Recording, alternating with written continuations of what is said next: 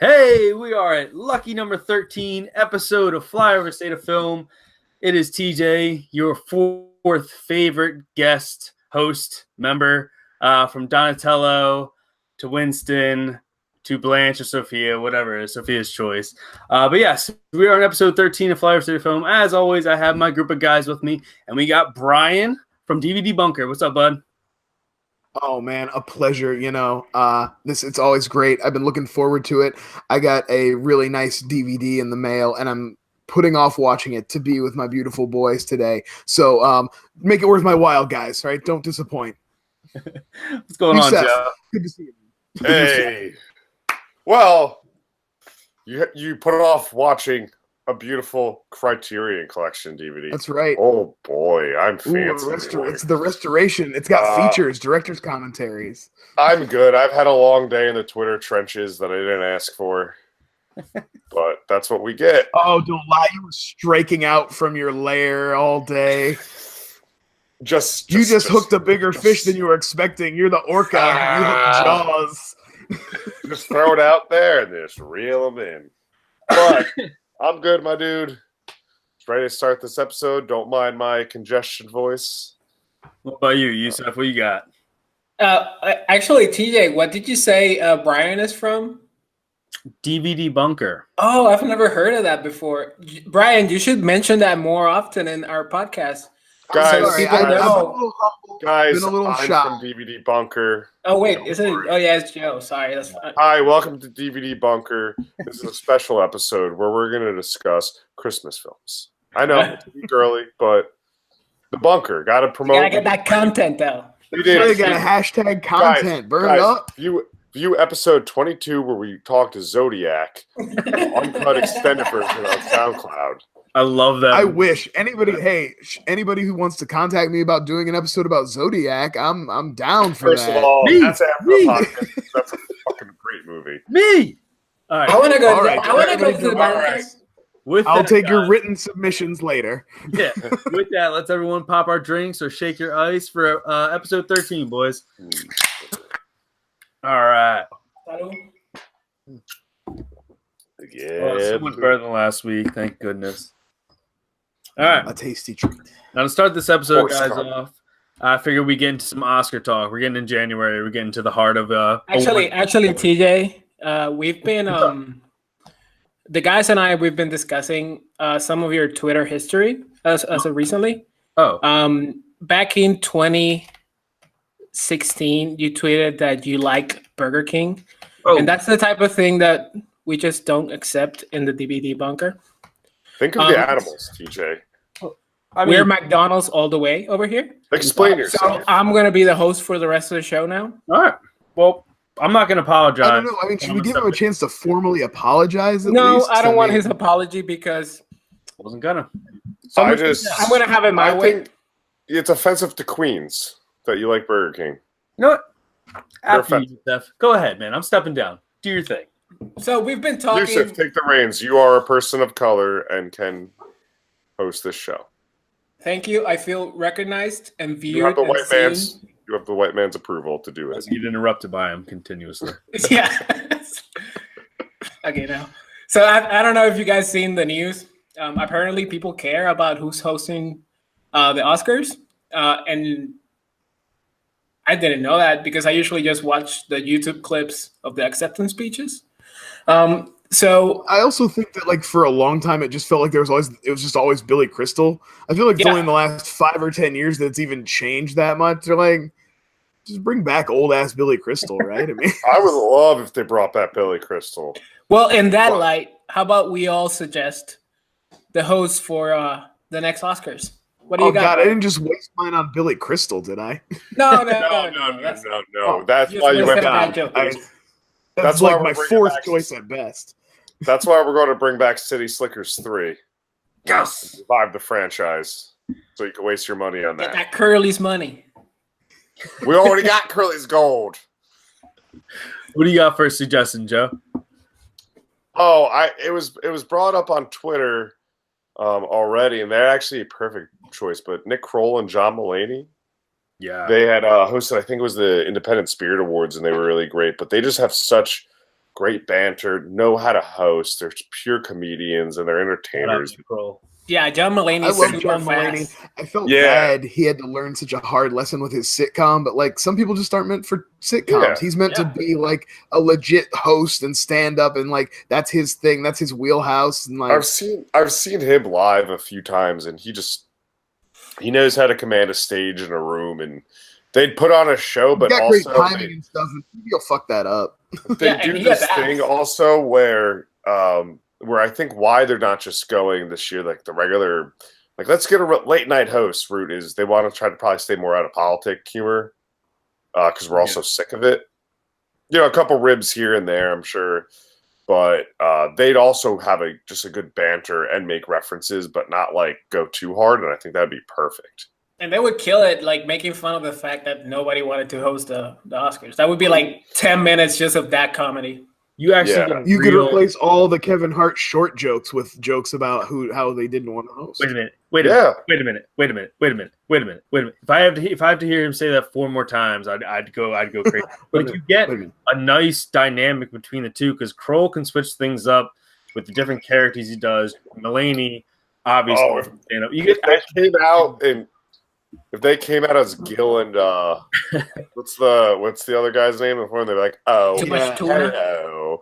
I didn't know one of those though in the whole show. You don't have those guys host the show. You don't overdo it. If they did one skit with those guys just being like, you know, Jerry Lewis back in the day, he was here, like tell a real quick story, it'd be hysterical. And now I don't know if you guys help me out with this. Can any of these guys have any like singing backgrounds or anything like that? I hope not. I mean, we can skip that part. Hopefully, I'm sure Hugh Jackman did it a couple years ago, right? Hugh Jackman is like Crystal could do it.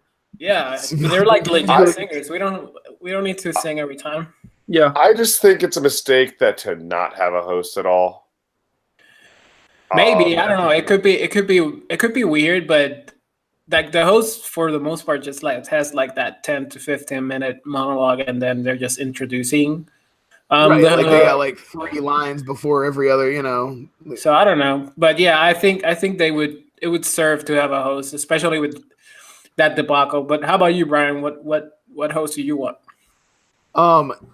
You know, I would kind of love if they just leaned into the political, like just get that culture war stirred up and bring like Michelle Wolf out as the fucking host. Like, like that would be some like that would be a baller ass move. Just fucking full on, just lean into it.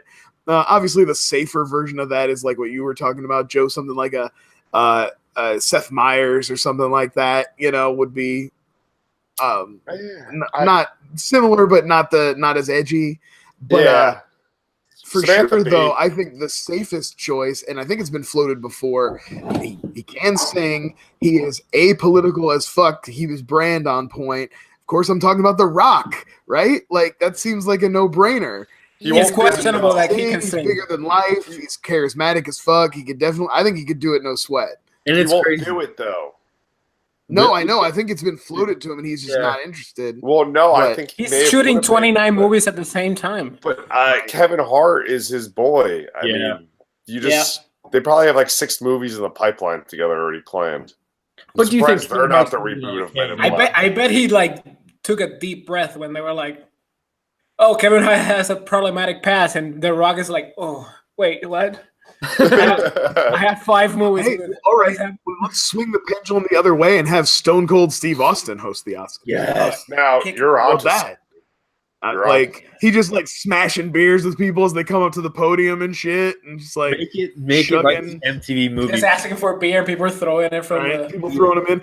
And like who gets a Stone Cold stunner at the Oscars? Then like who takes the stunner? Yeah.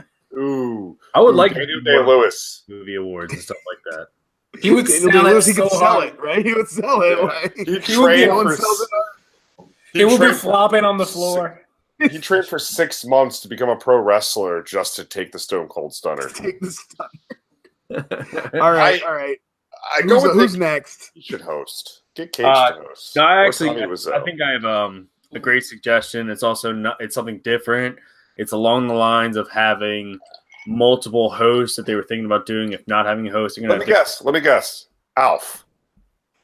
Close. I'm not going to go. Fred Deckard is going to come and host the fucking Oscars, guys. Oh, Fred Deckard. Fred Deckard, star of Flyover State of Film. Now, arguably, I miss Fred Deckard today. Out of these 5 guys, only probably 2 of them actually have a hand up their ass like a puppet. So, but yeah, Michael Keaton, Val Kilmer, George Clooney, Christian Bale, and Ben Affleck. Of all the Batman. Let's get them all of them on stage. They can rib on each other. Keaton can pull out his Marvel money on Kilmer. And or Clooney could pinch the bellies of Affleck and Kilmer. Clooney can just sit back and just be like, hey, I think I won one of these before. And there's like these. Let's get all 5 of these white people on stage at different times collaborating with each other for the Oscars. Can we get Will Arnett? By the Batman. Yeah. No Kevin Hart. Batman.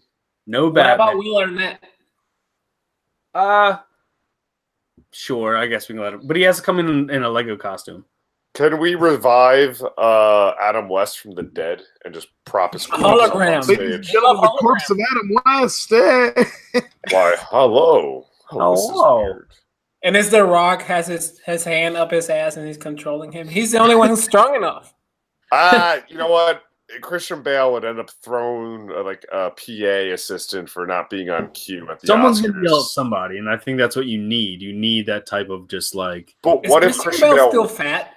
What if he wins while he's hosting? Oh, like from Vice, you mean? Yeah. Yeah, he's not going to win for Vice, but or does he already have like abs? He's probably already back to having abs by now. I bet by the time he hits the red carpet, he has abs, right? Oh, he ate like 8 cigarettes a day, and he's back down to... They can compete also for the best Batman voice on stage. There's just so many things you can get that'll probably take like 4 hours before you even get to the awards. What if 5 guys chest out?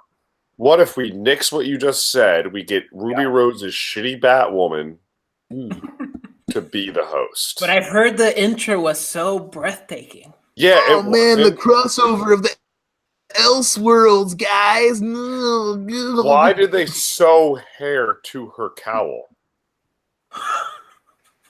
Because it's that unnatural color of red. Like that'd be ridiculous if they tried to play that off as real hair. So crime fighters could just grab that. Just the villain. Well, yeah. I mean, I'm not saying it's a good idea. You should definitely not have a big thing of hair flowing around if you're in a close hand-to-hand combat fights. But it's comic books, you know. I'm not gonna. Guys, hey, man, you're so. Hey, no, the superheroes got the superheroes all got their hair in cornrows. I saw that topic. I saw that topic today. Aquaman has long hair. And that fucking scene, that show looks terrible. It does, but Aquaman has long hair, and you're not complaining about his hair. You're a fucking. That movie also looks terrible. Jusef, speaking of terrible, what pick did you pick to host? It doesn't look bad, Joe. It's just so much movie. It's just. It's so much movie, man. Like, oh yeah, I mean, I wouldn't say I'm dancing around it. I would just say I'm like taking a less direct way of saying what I'm trying to say about it. I'm so worried about my like to dislike ratio that I'm just gonna say it's like so much movie. You got your finger on the pulse. I'm not saying the movie was bad, but there was one cool scene with an octopus. So that means 5 stars. My pick is Jason Mantzoukas from everywhere. He's been in Comedy Bang Bang. He's been The Good Place, Brooklyn Nine-Nine. He's still a guy who's not as a big name, though. No. That's why you gotta get it. They want that star. They want that star power. That's why you get it hosted. Comedy nerds know Mantzoukas. Like I would love Jason Mantzoukas to host. That's amazing. Because he's so high energy. He was just so much fun, and actually he would be, despite he's actually very sharp with his comedy, and he goes anywhere with it, but he's not political at all. So you'll get that safe pick, and he'll for sure make fun of the situation like that. It was so. They scraped the barrel so low that they ended up with him with the Greek leftover. Like, it would be a great host, in my opinion. And even he could like Joe suggested, he could come with Paul Scheer, his co-host of How Did This Get Made. Paul Scheer has more he's a pull. good host. Yeah, like, Can you imagine just Paul that Scheer would bring a little episode more name made of, like, recognition how did to we get to the awards, Oscars? you know, a little more. But Jusef, I love that. recognizable. I love that out of the box pick though with Jason Mantzoukas being there. I would love it. I wish they would yeah, do something like that. That'd be amazing. I just But have him in my he's- head because I was watching the new season of Nailed It. If somebody wants happiness in their life and watching people just fail at making cupcakes or cakes, he's on that. he hosted one episode with and he's hilarious. They did like a pre-tape New Year's Eve, and he's always trying to count down. Like they're doing it, they're in the show, and he's out of nowhere like 10, 9, and it was like, dude, it's not the countdown to the New Year's Eve. I just watched him in the Long Dumb Road yesterday.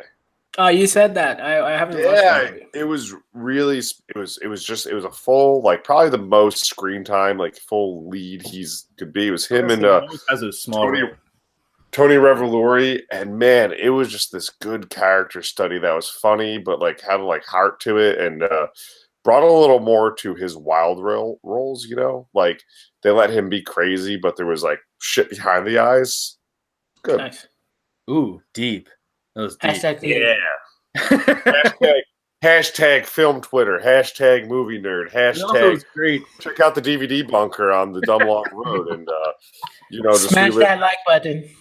That's It's right. like Like and all- subscribe, baby. Yeah, all those guys that all you guys suggested, that are all have comedic backgrounds and stand-up backgrounds, also can do something as quote unquote serious as the Oscars and have some type of like a class respect behind it, which they want to have, obviously, with the whole situation that happened. But like these guys, regardless of Nick Kroll playing the douche and fucking Sausage Party, those things like that, like I don't know. I feel like those are reasonable options to do for the Oscars hosting, like what you guys suggested. Yeah, that's a good point, but Billy Crystal has like a lot of crazy stuff he's done in the past, and he ended up being a great Oscars host. Billy Crystal also did something that I think was hard to do. He connected with both generations of like the people who were tuning in at the time who were more younger, but he also like, he has that baby boomer and at the time greatest generation, just hook, line, and sinker, where he's just felt like, I'll spend what 3.5 hours with you. Like that's like what hosts did you guys like? Have you liked from the Oscars besides like Billy Crystal? I don't watch the fucking Oscars. I like Chris Rock. I was going to tell you the very first time I watched the Oscars like in its entirety was to watch, hopefully, that La La Land lost to Moonlight, because I enjoyed. That was the first time I watched it in its entirety. And what that was really. That's sad. That's sad. But the host that I loved was like Chris Rock, because he was like taking a shit on the entire thing. He was just making fun of everything. But it wasn't like the shit that Ricky Gervais took on the Golden Globes. They should fucking bring him back. That's a good idea. I mean, I love early Ricky Gervais. He's kind of worn on me a little bit. I don't think his new stuff is nearly as funny or anything. No. But I'd have him do that. I'd watch him do that. and keep in mind that they have to like match the energy of the Golden Globes, and they hired, I think it was Andy Samberg, and I forgot the other one. So if you go with one of our picks, any of we mentioned, it's like the same vibe, but a little bit better because Andy Samberg is not that great. Can I throw a name at you guys? It's been. I like Ellen DeGeneres actually. I was gonna say it's like a serious. Ellen's a very safe, solid pick. Like she was funny when she did it. How do you Conan O'Brien, if you really want to go one. Eddie Murphy would be good. Sure. Yo, Eddie Murphy'd be good, but I just don't think he's into it. No, but I just think like he's not even to nothing these days. I think he takes like disinterested shits. He's like sitting in the toilet. And he's like, I guess different. Whatever. Wow. I'll take it. When in Rome. Yeah, Speaking of shit, about this. there's some trailers that came out this week. Oh, well. How you like that transition? You like that? Well, it Pretty was solid, right? Yeah, it was tight. It was off a little bit, but yeah, sure. It was as tight as it could be with it not being the next topic, but But let's keep it rolling. I don't know. I don't remember. You guys send out those sheets. I don't. Let's keep it rolling. Fly it You out. gotta read the productions note, Brian. Fuck it, we'll do it live. Focus show. Brian, how do you feel about the new Captain Marvel trailer? That's the earliest trailer we're going to talk about right now. Captain Marvel, go. Hot takes. I didn't have any hot takes. It's like a fine standard Marvel trailer. Mhm. It didn't give away too much. It gave me some good, little beats. Seeing her with the full on red suit and the mohawk flying, that's sweet. I'm wondering if because when she uses her power, she's always kind of like pulsing with energy and an energy field around her. I don't know how people are gonna like that. I don't know. You know what I mean? That's kind of a weird effect all the time. So I don't know how they're gonna how that's gonna play. But I'm in for this. I think it's great. I think this will be the last trailer I watch, though. I don't think I need to see any more. No more. It has literally that by the numbers, oh, she was found, we brainwashed her, but then she has memories of the last thing. What's that movie with Mel Gibson where he's frozen and then Elijah Wood finds him and then he's a pilot? Someone help Forever me. Young? Yeah. It has that, but it's a superhero. It just has that. But I like that they're trying to do her origin at least. They're trying to do something with it. It's not just she's a person and then a tragedy happens to her and then she overcomes it and she gets her abilities and she moves. You know what I mean? I like that they're at least they're doing that, but they're at least mixing. That's they put the ball under the cup. Now they're moving the cups around. It's the non-linear version of that. And I'm fine. I'm fine with it. Has somebody read the comic books of Captain Marvel? No. The newer, they're pulling from a lot of newer stuff that I'm not familiar with. So does she have teeth in the comic books? Is that why they're worried that she's not smiling? Because she reveals multiple rows like a shark, actually. The trailer, it just felt safe. And that's a good thing. It felt like comfort food. It felt like I'm going to see that movie go, oh, yeah, that was nice. It felt like it's the Doctor Strange, right? You're not I hope it's a little better than a Doctor Strange or an Ant-Man. I'm kind of hoping that it kind of surpasses what I would consider kind of the lower tier. I liked Doctor Strange the second time I saw it. The first time I didn't like it that much. The second time I liked it. It's fine. It's not. I'm not even here to rip on Doctor Strange. No, I know you're not. But I'm saying I think it's just kind of pretty basic, Yeah, I think it's pretty basic. Well, this movie's bigger than those two movies. This is because this character is supposed to come in and help us eventually defeat the guy that destroyed us. So it's a lot bigger than Hitman. Also, what I'm in the movie, TJ. That's also what I'm wondering, though, is how effective does the general audience is going to be oh, that was that thing at the end of Infinity War, right? Because it was vague. It had to have been vague at the end of Infinity War. Yeah, I think the constant vomit of news of comic book news and movie news. Well, we're way into our bubble too. You got to remember that a lot of people never sat through those credits, never saw never watch a movie show on YouTube. So there's plenty of people who are just another Marvel. Ooh, they named Captain Marvel. That's weird. Is she the comic book? My guess is going to be that movie's coming out in March, right? And then Avengers Endgame's coming out in April. My guess is that the minute that movie comes out, and if it gets even good reactions, she's going to be somewhat in that Avengers Endgame advertising to be sure, yeah. Oh, yeah, you can just see this chick again. Yeah. It's very similar to what they did to with Black Panther. Yes. Black Panther was a big hit, and then he all of a sudden was jumping to the forefront of Infinity War trailers, even though he's not in Infinity War very much. Yeah, if at all. I mean, they did it with Hulk too. The Grinch thing. But also, didn't they do that with a certain character where you could see this character again in so and so in end credit scene? That could have been a different movie.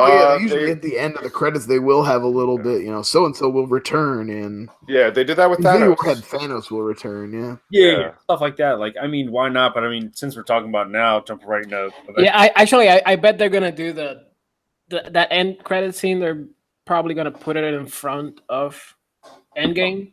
Yeah, let me ask you guys this. Everyone real fast. Everyone's predictions for Captain Marvel's end credit scene. Just one of them. The beeper. Yeah, her getting the message on the beeper. That's got to be what it is. The beeper. Receiving the beeper. It's not going to be the end credit scene. It's going to be the, before the credits roll scene. Like the mid where they do the names and they throw. Yeah. It's just, it depends on how the movie. Scene. Captain Marvel's end credit scene is going to be, there's going to be a secondary character in that movie that's going to be like a funny side person, and it's going to be something with them. I think it's going to be a little bit. That's my guess. My guess is that she, in her main end credit scene, I think the Goofy one will be like a Bieber thing where she's like, "What am I getting?" And it's like it's funny-ish to her, but then it's like deeper to us. But I think the main one is, and they're gonna, because the Russo brothers do this a lot, is I think the main one is her finding Tony right away. Oh, that'd be cool. Coming together before the movie we even get Endgame at all. She finds Tony, or she gets the Pepper Potts message that he's sending to her in the message. She just gets. Or just driving, flying up on the planet or something. But what if this thing goes right to him? Just something weird like that. I think it's gonna be her packing. My question: folding clothes, put it into a suitcase, taking her different colored suits off the hangers. Ooh, I like my old blue Cree one. I'll take that too. It's very serious. Do I need more songs? Is John C. Reilly going to pop up in this movie? Well, he probably is dead because Thanos already decimated Xandar to get the Power Stone. That's off camera in Infinity War. I remember this. When I watched Infinity War, that I saw some weird video that said, but that's in the 90s, though. Well, no, the decimation. Well, yeah, but when he goes out, if she goes out into space and runs into the Nova Corps, I guess. But do you think we're going to get that far in this movie? I doubt it.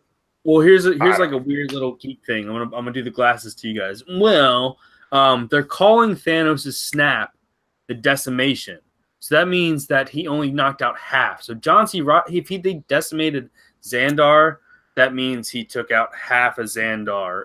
I know that Chris Pratt said or whoever said that he destroyed it, but he said he decimated. So I'm wondering if he only took out half of it. No, but before the snap. That was before the snap. Yeah, but the Nova Corps is going to be in the half. I'm talking about the 90s.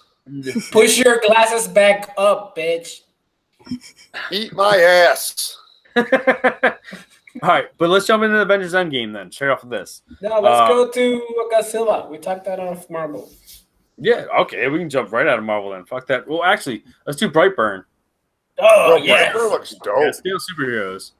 Yeah, I'm pumped because two things. I know where Brian is gonna go with it because the marketing is it's extremely deceiving, but it is written by the brothers of Gunn, who has written a lot with Gunn before, and they wrote a lot for The Slither and all that all the other crazy movies that Gunn has done before, and I like the concept. Now, is it gonna be awesome?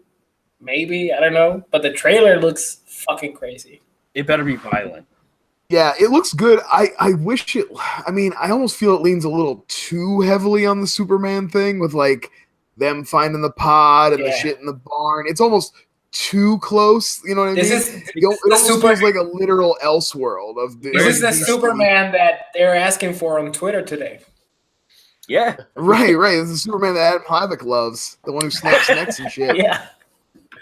It's his favorite. He gets a lot of inspiration from that. But I'm excited because I think I was one out of, maybe I was the only one in the entire world that was excited about New Mutants because of the concept of taking superheroes and dropping them in a horror movie. Yeah. This isn't a straightforward horror movie. It's more of a slasher, which is easier with Superman's power, but still I like that they're expanding the superhero genre into multiple venues, and this is exciting for me. And I have this weird feeling that the barn, the Kansas style landing, the whole thing is 2 minutes of the movie. You get out of it, and then you get the kid at 14. It's still Superman. He's become a fully fledged super villain at that point. He's murdering little animals in the backyard. He's killing. That'd be cool, but I think it's going to be more like what we're seeing of him burning through the door and stuff and having the mask. That's the climax of the movie. He looks like Santa trick or treat. That mask.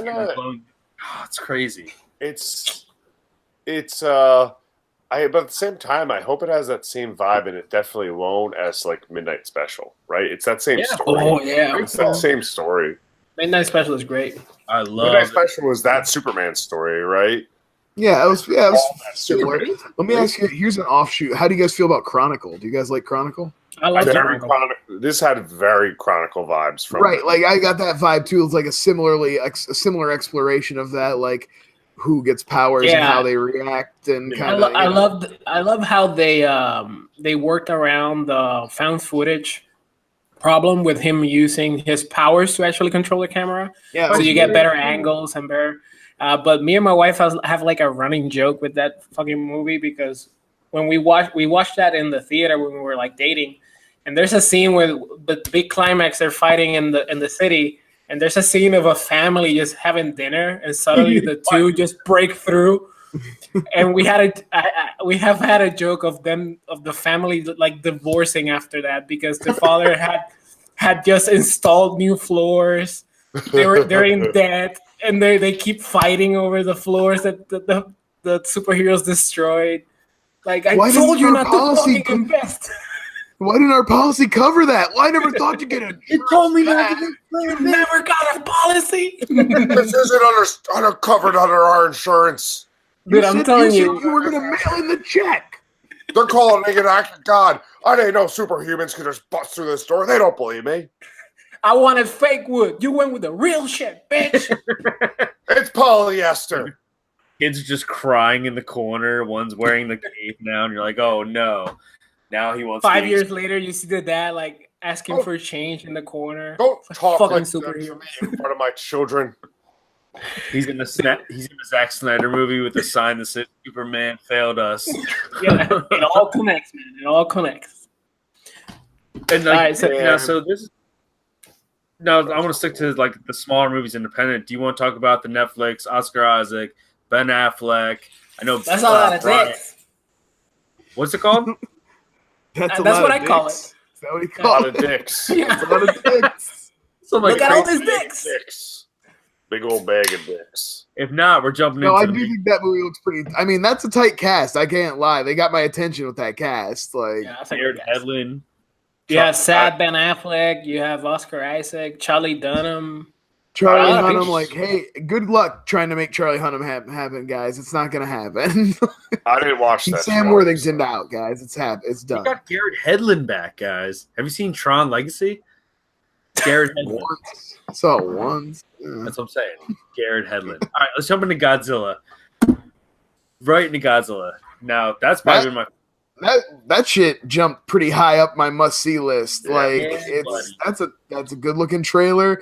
Looks like they're really up in the ante on the whole monster action on that one. And the fact that it's directed by the Krampus dude doesn't hurt at all. Like, I'm into that. He's made some good fucking movies. I don't care what anyone says after Krampus. I saw Trick or Treat once and I wasn't thrilled, but I would give it another watch because so many people like it so much. It's like maybe I need to give it a second chance. yeah. But I love Krampus. I think Krampus is an amazing movie. Talk It's about funny. a Christmas classic. You're so in the minority there, and I agree with you. But I just mean in the sense of everyone that loved Trick or Treat, then we're like, oh, Doherty's making Krampus. This would be awesome. Saw Krampus, and we're like, huh. Maybe we should let this dude make more movies. And I love What? both How do they those not like movies. Krampus? Krampus is like the best horror movie. I One of know, the that's best horror fucking- movies Guys, that's come out in save a it. while. Yes. Save it for next week. What the fuck? Krampus. Save it People for next suck. episode. People don't deserve good things. But also, just like Let's cancel this podcast. They don't deserve this podcast. out of you three, No, they deserve this podcast. does everyone like? Are you guys fans of the first Godzilla? No. Wait, The 2014? Yeah. The 1999 Yeah. Matthew Broderick. No, that one's a classic. We don't talk about that. with one. the The cast undestructible mostly with actors from The Simpsons for some reason. Yeah, the Earthworms, and I get fucking Lisa Simpson and Hank Azaria as a cameraman. Yeah, I love that movie, TJ. So what? I love that movie too. I Not the have other the one. Taco Bell toys with the eye and the squishy ball and the fluid. Taco Bell Right. spoiled I the feel like reveal. Like they were so careful ads for Godzilla 98 to not show Godzilla, and then fucking Taco Bell had him on like the drive-through sign just full on the side of it. I was like, fuck you, man. Like, I was really excited, and now I got to have it revealed to me that it's a fucking big iguana. How does that keep happening? Why does merchandising always spoil a movie? Comes out in different countries, I think, beforehand. He's talking about Taco Bell. He's not from Mexico. This wasn't Taco Bell in Mexico. Ahead of us. Because I think because they don't realize. I think because marketing places don't know how to sell the movie without certain imagery. That there's just so many different departments doing those bits, right? That's true. So none of them are talking. They just get like a brand guidelines for that movie, and like this is what you can use and this is what you can't use. And then detail plot points. We're getting way off point because now I'm thinking about the toy that I used to have from Burger King, where it's a full-on rubber Godzilla doll.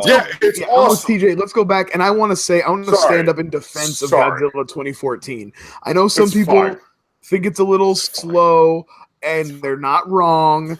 The leads, are the best. I don't think that we're focused on for a movie. Brother and sister. It's and I think the problem with the movie was they were like, nobody cares about the people. They want Godzilla, but then they were also at the same time like, hold back on the Godzilla and save Godzilla. So then you were left with these two people that nobody cares about. Yeah. What's I'm saying, in this trailer, you got more monster than any of that movie, which I do like that movie a lot. There's so much monster in this. We're gonna at least 3 new monsters in this one. Can I ask a question? Sure. So this is like and this is a legit question. It's not one of my joke questions. The lead up is for King Kong and him, right? Yeah. But it's not. The rumor that I heard was like they're gonna they want to pull a Batman versus Superman thing, and where they fight in the beginning and then they team up and they fight monsters. Yeah, that's what I imagine will happen. But Godzilla's like fighting a shit ton of monsters in this one. Why the fuck does he need? Guys, they're on his side. Because a new threat will emerge, something even worse. They're animals. Well, it's him and Mothra, I think, teaming up. Like, or not necessarily teaming up, but both of them are on the good balance side. And then, help me if I'm wrong. I don't know. No, I think I think that's what I'm pretty much seeing, and that's Rodan. He's with Mothra and Ghidorah on the other side. Just let me enjoy this movie without this dumb shit. Well, I think the 3-headed one. Hey man, this is Marvel level nerd. We can nerd out about kaiju just as hard as anything else. I'm so pumped. No, this movie looks fucking sweet.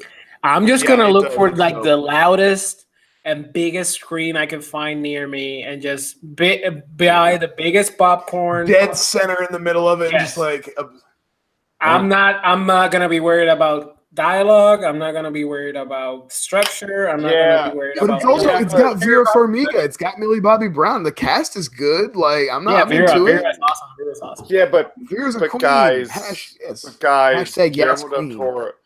Guillermo del Toro wasn't given $200 million to make Pacific Rim 2, so it's a shame he never got to make that movie. Okay, something weird. I feel like he really wanted to make. I like the Pacific Rim movies. I like them both. Robots. No, that was just a bad failed joke at his tweets that are like a month old now. Oh yeah, I remember. Yeah. Sorry, that was a bad joke. He also didn't make his like free of budget Hellboy threequel that he wanted to make, but whatever, it happens. Yeah. So, well, actually, since you mentioned that, do you want to talk about any more trailers to you, or should we just say a movie that you're excited talked about? Endgame. We never really properly talked about. We talked so much Marvel. Do you really want to talk about? I mean, we could talk. There's not that much to say. I think the Ronin reveal is the thing that's most noteworthy in that trailer. He's got we're going to see Hawkeye as Ronin. That was tight. I like that. Like, you think I think I missed the part when people actually cared about Hawkeye, but now people are like super excited about him. So I think the reason they made you care about him by not putting him in the last movie at all, they just totally ignored it. Admits me. And you clearly know. Yeah. I like that. I like that they used the snap to turn him into Ronin. That's a very smart way to switch his character. And I think that's going to show us also a plot point how they show, kids also died in this movie, because they would never address it. Really hit home. Yeah. Yeah. That's a fair point. And I actually like that Yeah, that's it. Nope, I'm done. I mean, if you guys really want to see our trailer reaction, check out the video on Movie Squad and the breakdown. It's hot. Hot takes coming in. We going deep, man. But look, actually, what movie are you guys super excited about? That is not like the. Sorry, I hit my mic. It's not no superhero movie in terms of Marvel or no Star Wars. Like, do you have any movie that you're like really looking forward to in 2019? Okay, this is a genuine answer, and I'm looking for genuine answers, Joe. I hope you're genuine. Detective Pikachu. Yeah. Looks really fucking like good. a movie I never thought I would have given a shit about. When that trailer came out, and I was like, all right, I'm in, I guess. Yeah. Like, I'm sure there's going to be more of like the, when more trailers come out, whatnot, or even just buzz, there's going to be more of like films and things I'll be excited about. That'll be like that, you get more of a movie nerd hard on for. But Detective Pikachu looks like it could be the most fun at the movies next year. That, like you said, does not name Avengers or Star Wars or. You know what I'm excited about, and I didn't think I would be excited about it, but when it was announced, it was so obvious to me that they should have gone this route from the very beginning. Is the Men in Black offshoot? Like, I'm excited that it's new people in that world that will tackle that that genre, that buddy cop genre, but with aliens. And Tessa Thompson and Chris Hemsworth had such a great chemistry with in Thor Ragnarok that I'm very excited about Men in Black. I really like both of them. I do want to clear one thing up, though, because you brought up Men in Black and it reminded me, and it's something on Twitter, is one thing I'm not excited for. I don't think it's 2019, is the 21 Jump Street follow-up with, who was it? Tiffany Haddish and Awkwafina. Both have just that same annoying energy where they work in, to me, they work in small doses in their movies. That as no balance. Leads, and that's with a full disclaimer, if they're doing their shtick, they're probably doing their shtick, right? Like, I liked Awkwafina in Crazy Rich Asians because she was peppered in and she was like just a good comedic timing. Everything else I've ever seen her in, I thought, who is that? I do not like her. Yeah. Tiffany Haddish is fine. That's just my 2 cents because I was tweeting about it and some people were a little confused on why that was. But to me, it's just like that. You need that straight man. You can't have too fucking loud. It's not to even keep comparing like women team ups, but like Ghostbusters reboot. They just had the same energy of all four of them trying to compete with each other, right? Don't do that. Men in Black's going to be great because straight man, assumably, no, she's going to be the straight man and he's going to be the slapstick, I bet you. Well, that's my guess. So. Good. I'll jump in and just give a real quick one that might even just go into what you didn't want to hear, but Glass. Simple as that. Glass. Yeah. No, there's nothing wrong with being excited about that shit. Yeah. Glass could be exciting. I personally think the poster's just bad. Well, that's a bad poster. But Tia, why are you excited about Glass? Well, I mean, I came across Unbreakable that is a bad poster. In the M. Night Shyamalan, like late in the M. Night Shyamalan list of movies, like Sixth Sense, Signs. I even Lady in the Water before Unbreakable, and I was like, oh. One day my buddy's like, yo, if you love these Marvel movies, this is after Iron Man and all those movies, you got to watch Unbreakable. Did it.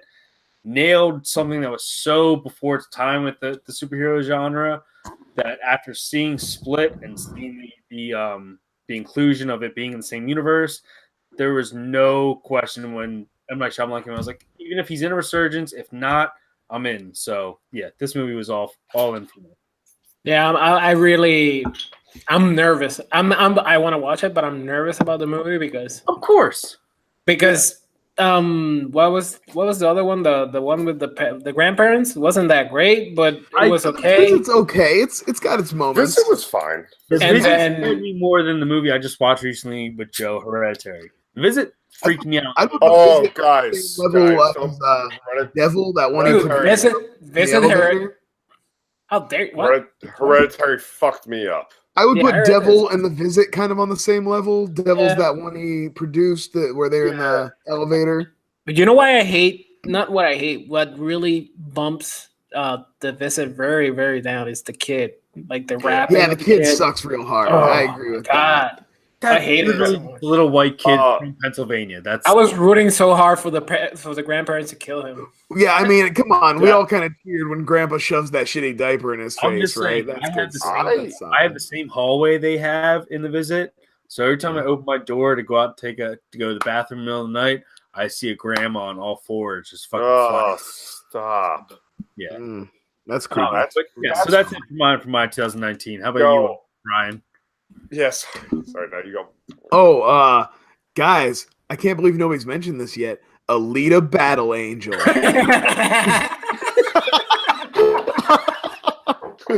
all right. But in all seriousness, we all know that sucks ass. I am excited. Leica's got a new movie coming out this year. Missing Link. If anybody follows, if you're a fan of Coraline or Paranorman or Kubo and the Two Strings, that's just a brilliant animation studio. They're still doing amazing work with stop motion. So I'm really excited for another one of those. They look great. They got good humor in them and stuff. I think Paranorman is one of the most underrated kids movies of the last 10 years. It's fucking incredible. It's really great. So I'm excited for another outing with Leica. And the big eye. Who's the actors playing that? Does anybody know? I don't remember who's playing the actual Sasquatch. You mean? Speaking of, I know it's got Hugh Jackman in it, but I think he's playing the human character. Leica just puts out quality. Yeah, Leica. Jack Galifianakis doing the voice of Mr. Link, the Sasquatch. I'm so excited for that movie. movie. Sound great.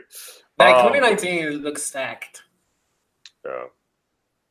So speaking of 2019, I'm into a little trivia, and there's something we haven't done in a while,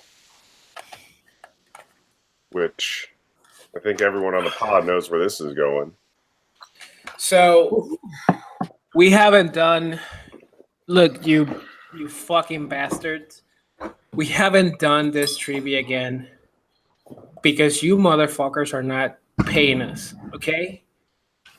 We put 29 different tiers on our Patreon, and you have not paid us a single fucking cent. I mean, we recently debuted the Patreon tier in where for $500, I send you a box of Hot Pockets, pepperoni Hot Pockets to your house signed. We don't guarantee that there's going to be Hot Pockets inside the box, but you still get the box, and it's signed by one of us. If you want a pizza roll, just make a comment in this web zone. Just respect the game.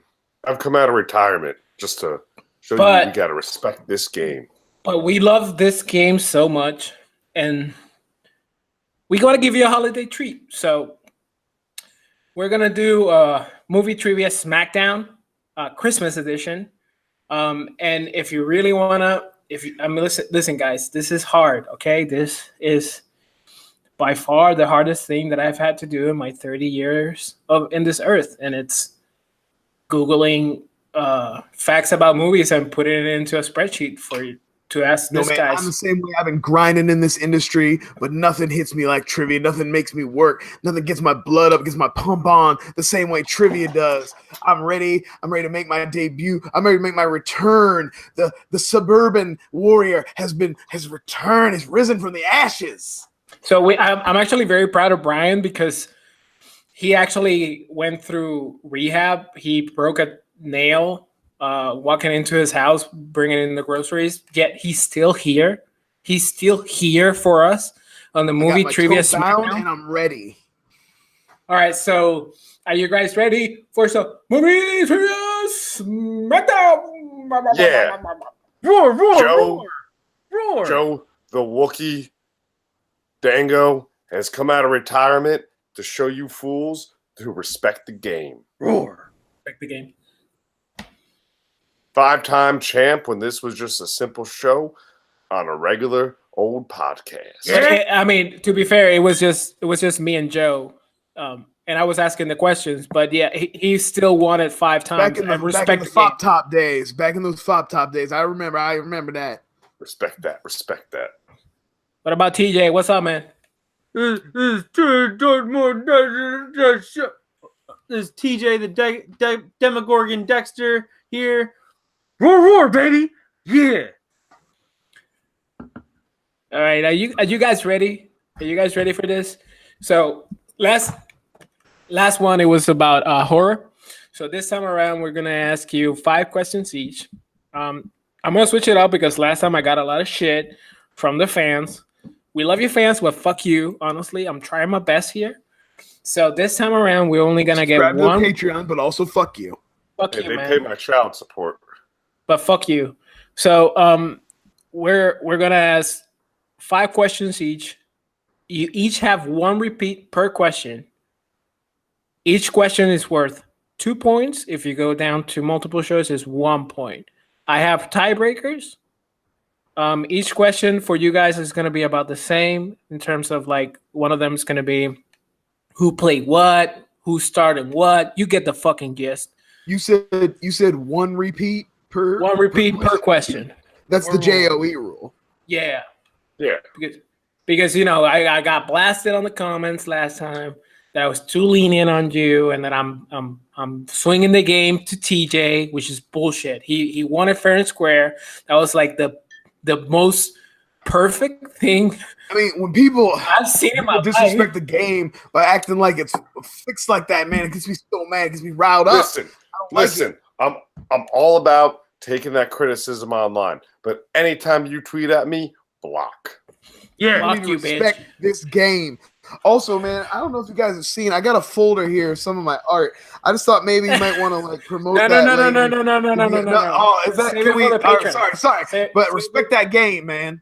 Respect the game, man. Just while you respect his art, you gotta join my Patreon so you can get an additional podcast where we and Ben Stock just talk about nothing.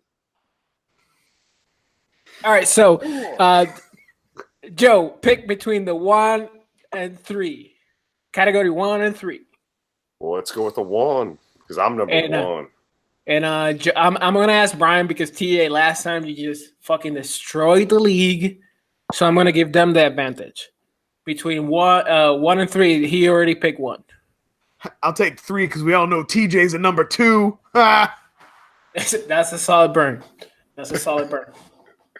You're the best trash talker in the game, Warrior. So we're gonna start with the fucking MVP of the league, TJ. For first question, remember this is all Christmas. PG, we keep it PG, motherfuckers. Okay, keep it PG, motherfuckers. All right, TJ. What movie was released in 1947 and 1994? And centers around Susan, who doesn't believe in Santa Claus. Roll for it. I'm sorry. I'm gonna have to. I don't. Sorry. Respect the game, please. Miracle on 34th Street. That is correct. 2 points. Oh my god. For the viewers at home, he hasn't missed a question since 1995. All right, Joe, your question. What Santa-centric movie featured the following line? All Neil told me was that Santa was more of a feeling. The Santa Claus. That is correct. 2 points. Little Judge Reinhold. That's bullshit. That question's so easy. We all know Judge Reinhold played Neil. Hey, his Christmas sweaters were beautiful. Respect the game. You guys picked the categories at random. Respect the game. Ryan, I have to hear you say it. Respect the game. Thank you. All right, Brian. Your question is, in the movie A Christmas Story, what is the thing that Ralphie wants for Christmas? Roar. You got 10 seconds. He goes to the store. sees Santa. He sits on Santa's lap. 6, 5, 4, 3, 2. Oh, you know what? It's a Red Ryder carbide action range model air rifle with a compass in a stock and a thing which tells time. Oh my god! Oh, you motherfucker! Wow. God, you must be autistic. I just got a hard on from that question. 2 points. He wrote the movie. Why don't you just give it to him? All right, I would TJ. like to thank Silver Screen Productions for putting up the money for me to make my Christmas Story remake. It's part of our Patreon. If you want to watch that movie, you got to. If you want to donate to the movie, you have to first you have to get in on the Patreon, and one of our tiers is you are allowed to donate to my movie, and you get a free art.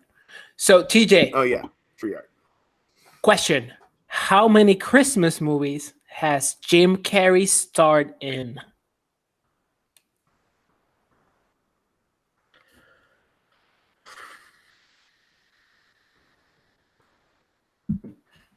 I'll write this down.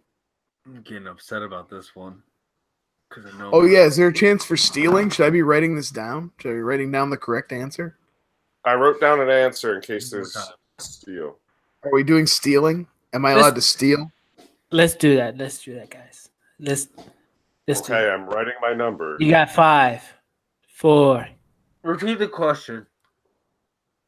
How many? That's such a fucking veteran move, guys. He hasn't missed a question since 1995. When and somebody for a really reason. respects the game, they really bring it. How many Christmas movies has Jim Carrey starred in? Is it 10 a seconds. Christmas TJ. movie because it takes place down south? I can't tell. God damn it! Leap Day William is not eligible. I'm gonna 5, go. I'm gonna go with 4, 3, 2, one. 1. That is incorrect. Oh my It's god. 2. It's Oh my 2. god. No! Oh my god. Oh my god. TJ just fucking no. Can we You cancel missed. the show? You missed. No, I don't want to Missed. continue.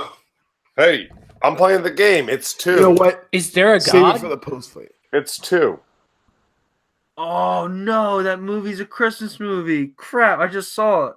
No, he was in Grinch? How the Grinch and A Christmas Carol. That is Yeah, correct. Joe. Robert Zemeckis' Christmas Carol. Although I forgot that and I only wrote down 1, so I don't get to steal. Oh I'm a my legit God. player. I don't cheat. Oh my I'm god. legit. That's I the know original. my shit. Oh my and god. that- Never trying to I- steal I a am point. the original my God. champion. Joe has just fucking swung the game. I'm shook, guys. I'm That's why shook. they call him the chief. All right, Joe. If you get this right, man, you're just running away with this game. How many Christmas movies has Dan Aykroyd starred in? I can't believe I got that wrong. What's the definition of a Christmas movie? I mean, There's Christmas. I feel like we were Christmas. not briefed Okay, on what the okay, movie was gonna okay. be. Brian, hey, Suburban Gladiator, be quiet. The Warrior. I mean, I'm just getting really fired up here. I hear that. 5. Is it also 4. 2? That is correct. Christmas with the Cranks and Trading Places? That is correct. Damn. He's can't just believe I- running away with it. Damn. All right. Respect. Respect that Respect the game, game, guys. Sometimes you just know it. Sometimes Brian. you don't. How many Christmas movies has Tim Allen starred in? Ooh. 4. Are you guys gonna steal? Because that is incorrect. Oh. Ooh. 5. I don't have an answer. I would say 5 also. I'm gonna give it to TJ. 2 points.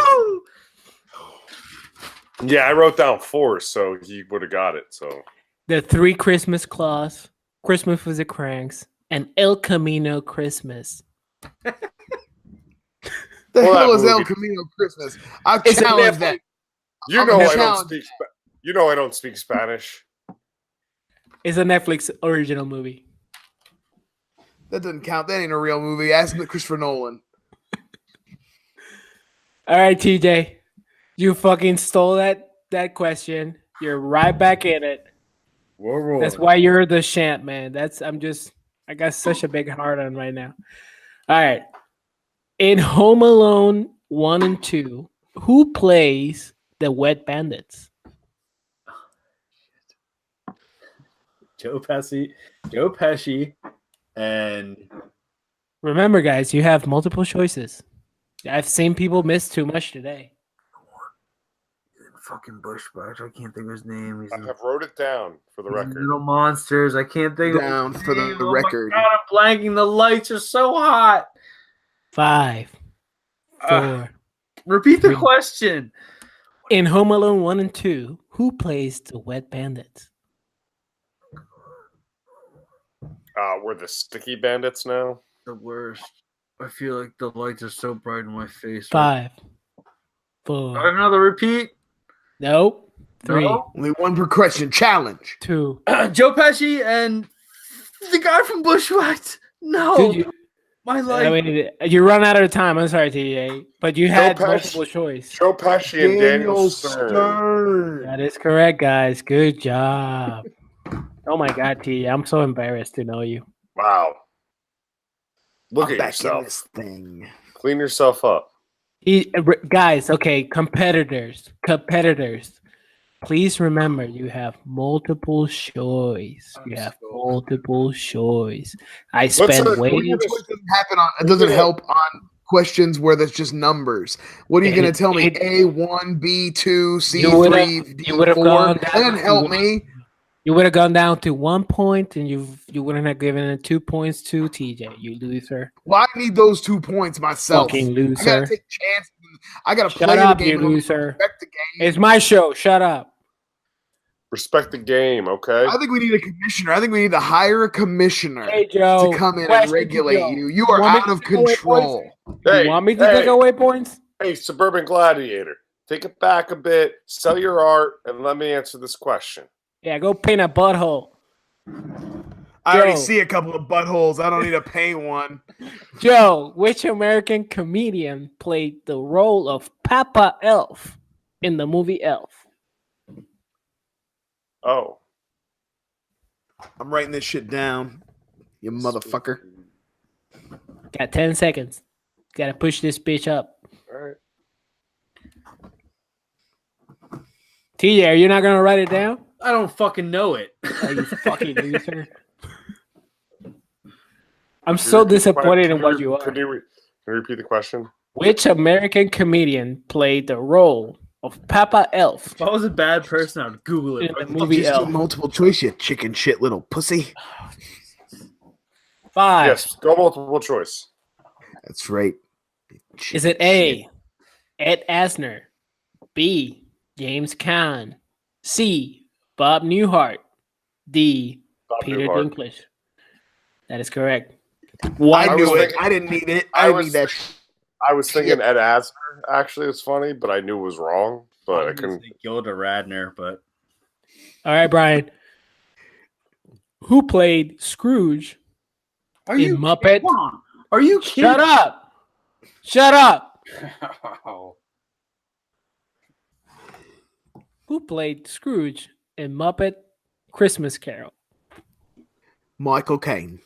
That is correct. I hate you. Can we get a point update? So right now we have TJ being a fucking embarrassment to his name with 4 points. Joe in the lead with 9 points. And Brian right up his rear with 6 points. That's where I feel. That's where I feel most comfortable. It's We just have- a Tuesday night. We have 2 questions left per person. All right, TJ. Do you want to act like a champion that you used to be, or you're going to continue to be the bitch that you're showing? Who directed The Polar Express? Bitch. I'm writing this down. I've never I'm seen writing that it. movie in my life. Got I 10 got seconds. it too. I've given up on character because I want to answer these right. Fuck this shit. 5, 4. Robert Zemeckis. That is correct. Oh. Oh my god. Wow.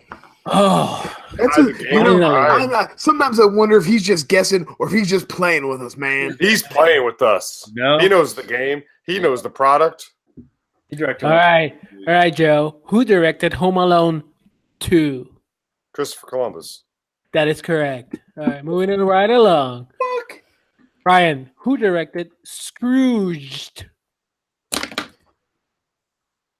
Also, Robert Zemeckis. That is incorrect.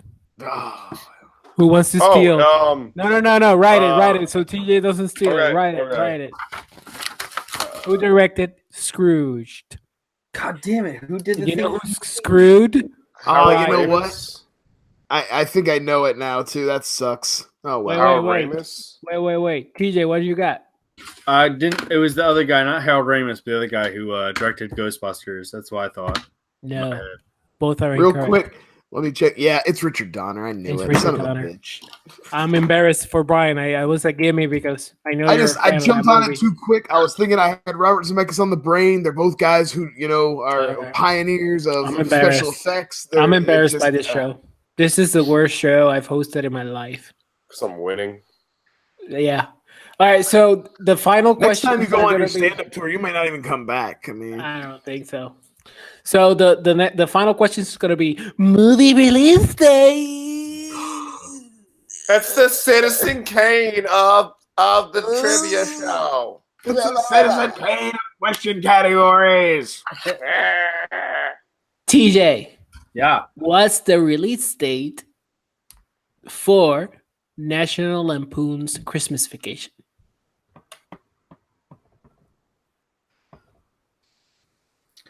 $1992. That is incorrect. Write down Write your it answer, down. guys. I'm so embarrassed to know you, TJ. Really? I mean, I don't think that was that bad. 86. It's 91. Everybody's incorrect. It's 1989. Oh, Ah. closer. That's not true. You weren't at all. No, Yeah, you were closer. Joe.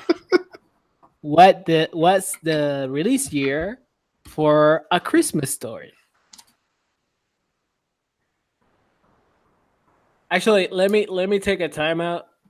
I think Joe just actually won, so it doesn't matter at this point. Well, I think it's Don't I have 1981. another But question? wait. Steal this That's one what I'm- and get another question.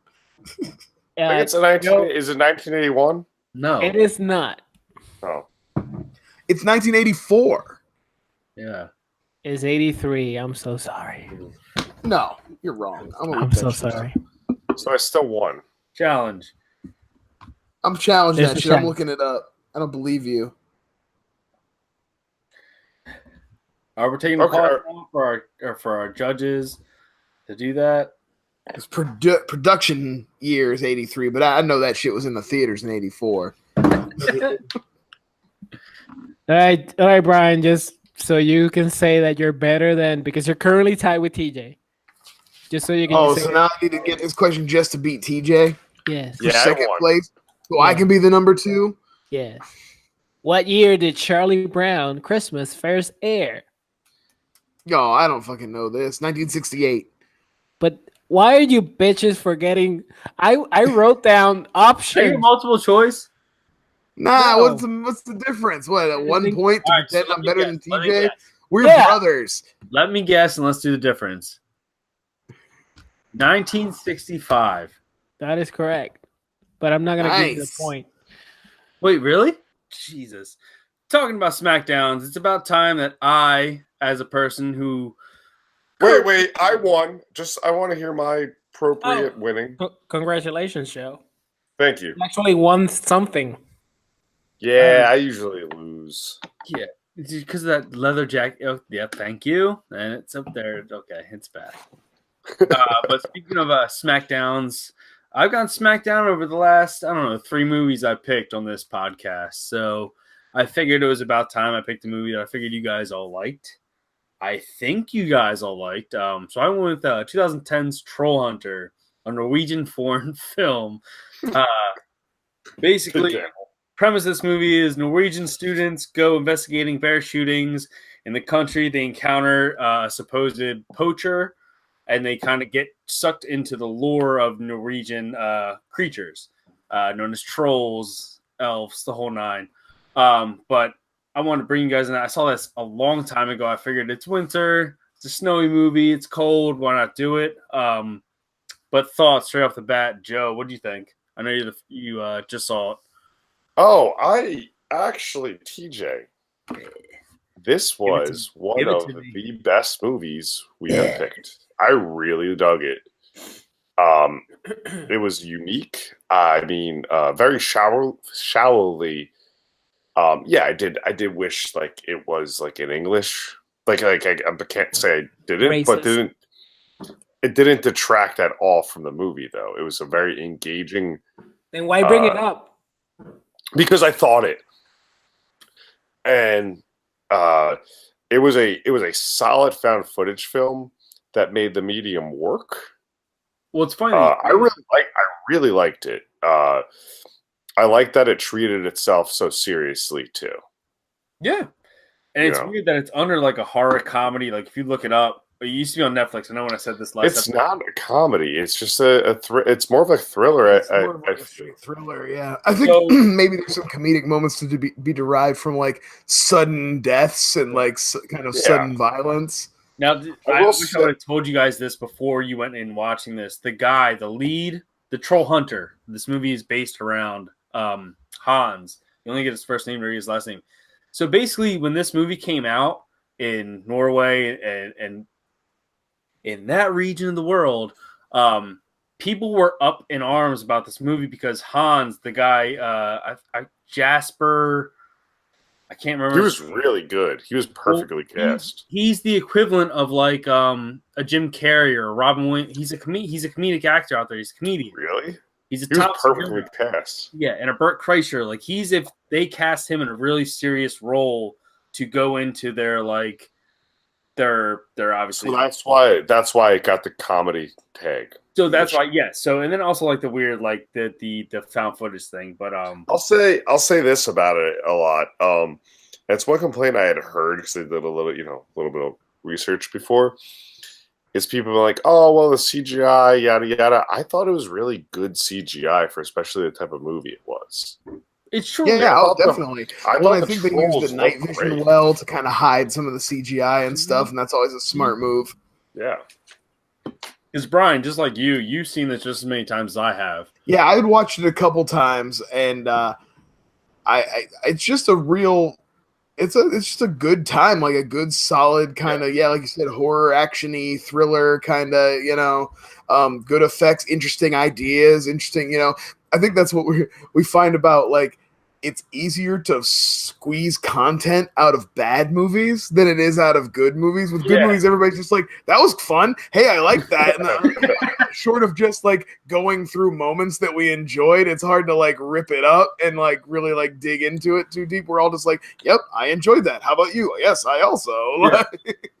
Now, how do you feel like the point of view, like the POV shot of it? Like, because I think this came out at the same time. Right, it's a found footage, right? It's found footage. I think it's used well here, I think. And again, that's a way to kind of like be able to fudge on your special effects a little bit when you're a little lower budget. You can flash past things and kind of only show them briefly, and it makes sense to the story. So I think that all works in its favor, Jusef, you've been quiet. Why? Oh, I'm trying to balance the podcast out, I think. I talked a lot in the last segment.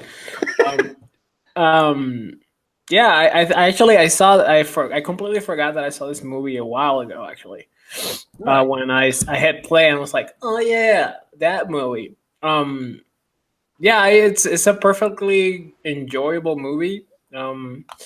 I did find it hilarious that they were like super serious in the beginning. Like, we found this footage from this is a rough. Give that kind of Blair Witch opening, yeah. Yeah, it played off at the end too, like all the way through. And they were never taking it seriously. Yeah, I think they're a bunch of assholes trying to like blame it on bears. Like they're, every time they find cattle dead, they just put a bear there, and they're like, "Oh, the bear killed it." So somebody killed the bear. The one thing it was like a douche move. Yeah, the bear. Yeah, they kept giving that excuse of, someone just probably dropped this bear here. I mean, and the bare feet. I would have liked it better if the trolls were the ones who left the bear there. Like, they kill a cow and eat it, and then they leave. They like pull a bear out of their pocket and like lay it down as like a way to hide their crime. I want to assume Nobody will ever suspect me now. Can I say that the best compliment I could give this movie watching it, the scene where you get introduced to the trolls, reminded me so much of the first it reminded me of the T-Rex scene in Jurassic Park. Yeah, I agree. Do you know what I mean? Just how it's introduced. Comes out of the trees. I would say even to the point of a little bit. There's almost probably a little bit of tribute there. Like, and it may have also been because like those Jeeps they were riding in, or Land Rovers, or whatever it be, were so similar to the cars from Jurassic Park 2. But now that you mentioned the cars, like I got a little bit pissed off at, and I think it's like a movie trope that I'm legit tired of, because I think I'm watching way too much movies. That's a different episode, man. We already did movie tropes that you're talking about. But they're like, oh, this guy is crazy. But you literally saw your car like completely smash and cover in snot and shit. And you're like, no, he's making this up. Like, he has a friend that flipped the car and destroyed it for him. Eating all the time. Also, like, that's dope because they included like all those weird things that like even us as Americans like learn, like trolls under a bridge, trolls eating rubber, trolls eating stone, like those weird. Oh, they layered this lore in there so nicely. Yeah, absolutely. And not in a way where they would stop the movie to do exposition to like tell you about things either. It was like it was all felt pretty organic to the way of the like documentary style. Mm-hmm. The only thing they were forgetting was that milk, lactate-free milk, actually kills the trolls. Get your fucking earnest shit out of here, man. Actually, that's actually very funny. But is there something in the lore about Christianity that I found that a very weird aspect? That I didn't know trolls were like atheists. They're like Ricky Gervais running through the woods, running after Christians.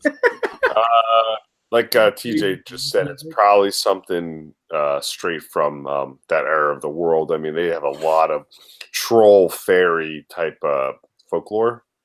Do you think they were like commenting on actual trolls in the world, like internet trolls and all that bullshit? And also, like, I think because 2010's a little. I mean, it's like, is that even really terminology that was permeating in 2010? I don't know. You would know. You were like 45 back then. I don't know. True. I just put my second kid through college, and I was ready to re-enter the world. I don't know. I would think that I think the movie just to me didn't. It was a straight film with not so much of more of a metaphor. Nothing. It was just it was a monster movie. And it was do you think the really comedy solid, straightforward monster movie? Nothing wrong with that. No. Do you think the comedy was lost in the tone and the way that they were delivering it, since we were just reading subtitles? Could it be? Yeah, like maybe, and again, Norwegians are kind of notorious for a darker sense of humor too, like kind of a bleak, So maybe it's just that they did find it funny. With the bear thing, that he was like, wait, the paw here is the left and the paw is the right. He was more is he walking like this? Yeah, it's like more the translation between the hunters and the tracks, and how they got the real life reactions of like the Norwegian like bear hunters, like and the guys who brought the bear in, who were that scene was funny. Russia, who were just like, oh, bear, good money, like they did those one-liners. It's fun. One of my nice little release. One of my favorite points of that whole with the actual bear hunters and not the dude we're following is when the guy's like, I know every bear hunter in this era. He's not one. Yeah. Right? I don't know why that whole line was really early on stood out to me. I mean, that's what ignites the film for it.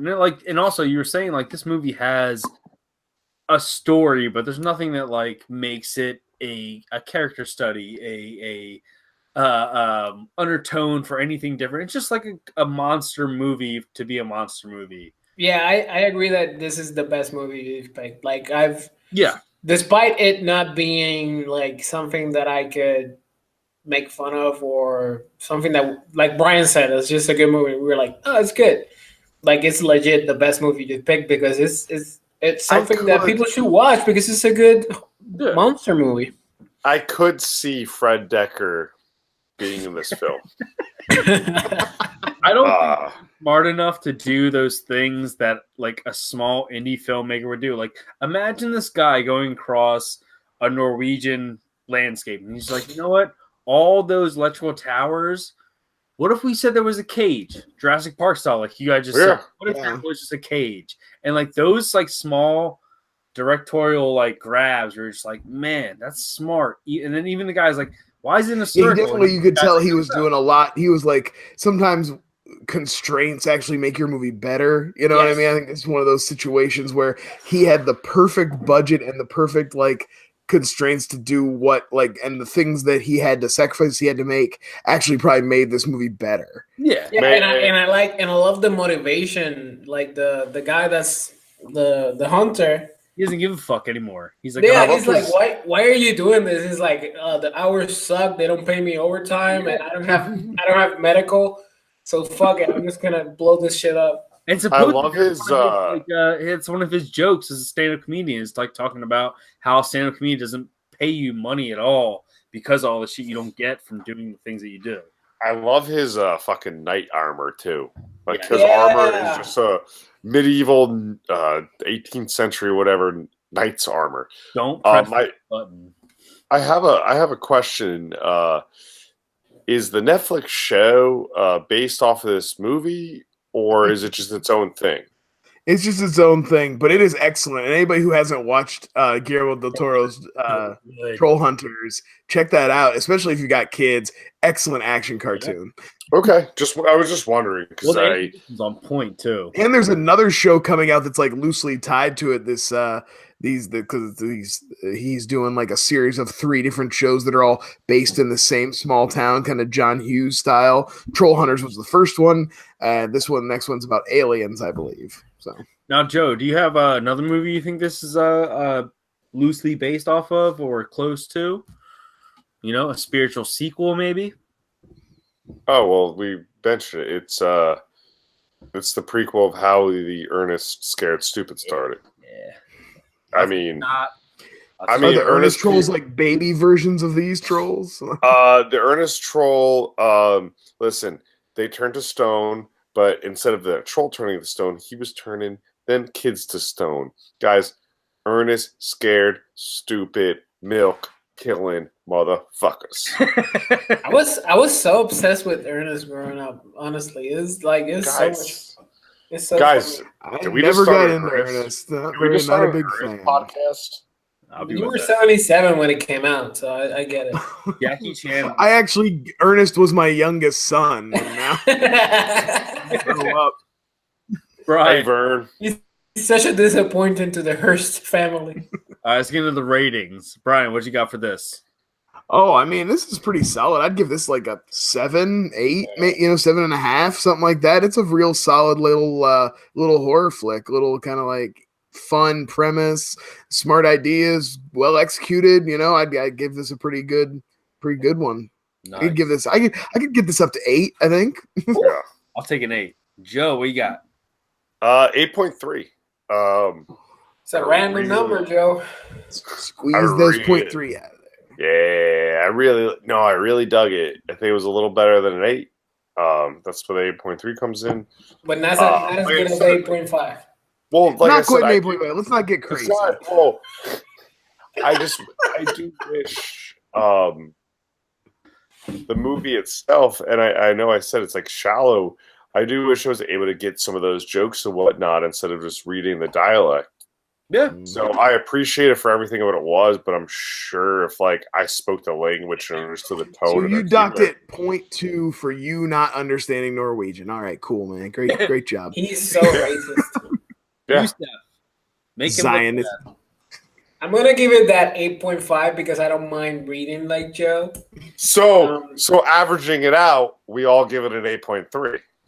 Oh, No, depends on what TJ gives it. Yeah, I was gonna say. I'm giving it a 9. Boom! Fuck you. Buck the trend. All right, something like an 8.4. All right, so finally, I picked a good movie. I did my thing. I did my job. Next time, it's definitely not going to be that. But Brian, you get next episode, bud, and you get a special one. Explain it. It's Christmas. Maybe Or holidays for the people that doesn't get holidays. Snow's falling on the ground. All right. Enough of that shit. We got a Christmas bracket coming up. We're working on it. We're working it out for you people. We're gonna do that. I made some switches. I know I talked about getting Long Kiss Goodnight into the bracket. Have you guys all seen Long Kiss Goodnight? Nope. I have not. No? I'm gonna. All right. Well, I was going to say, if everybody had already seen it, I would pick something else. But since we've got a couple people who've never seen it, you can check that out. Let's do that. Let's do A Long Kiss Goodnight. My pick for the greatest action Christmas movie. Take that, Die Hard. Suck it. Well, can I Let's chime in not real do quick? This bracket is broken down into 4 categories: classics, Right. modern classics, and then oddball, which would Long Kiss Goodnight fall in, and then your animated films. Right. So And we Long will, Kiss Goodnight will be part of the. We'll let Joe break down the bracket for us in excruciatingly brutal detail. Yeah, man, he when we wouldn't come shut back up about next this bracket. week. But what Next I want week you we'll go guys through all the to bracket. do is go out and enjoy Gina Davis and Samuel L. Jackson in the Rennie Harlan Christmas action classic, A Long Kiss Goodnight, and then maybe follow it up with a DVD bunker episode, Long Kiss Goodnight. I did it as a Christmas special a couple years ago. Maybe check that out. Get some insights on my feelings. Maybe get a little ahead of the game on some things I might say about this movie. So is that all? Are we ready to roll out? Should I just go ahead and roll right into my outro? You already You can find did, me on though. Twitter at Hercules. You can hashtag DVD Bunker. Find me on iTunes. Find me on SoundCloud. DVD Bunker. Watch A Long Kiss Goodnight episode. Watch my New Year's episode about 200 Stitcher. cigarettes. Spotify. Spotify, Stitcher. What do you got, Joe? Anchor. You could find me at DVD Bunker, talking about. Hey, that is going to be next week's DVD That's Bunker. true. A week from the day you're listening to this, I'm going to release Lord of War with Joe. Whoa, What? that's on brand, guys. That's This on is the brand. longest promotion for DVD. No, DVD Bunker. We're now at an hour and a half of promoting my you can show. find You can find me reviewing Reindeer Games, another DVD Bunker special. Is that on the bracket? Is Reindeer Games in the bracket? We could talk about the bracket after the show. And anyway, find me on Shendango. I'll be getting accosted on Twitter for having really throwaway jokes. And, what next? Jusef, what you got? You can find me at whyilovemovie.com. Oh, you self-promoting makes me sick, man. Jesus. Bye. All right, guys. So you can catch Jusef on at Why I Love Movies, and you can get me, TJ Dex, on Twitter, Movie Squad on YouTube. You can find us on Stitcher. Guys, get ready for the Christmas episode, dropping on Christmas Day. And other than that, later. We out.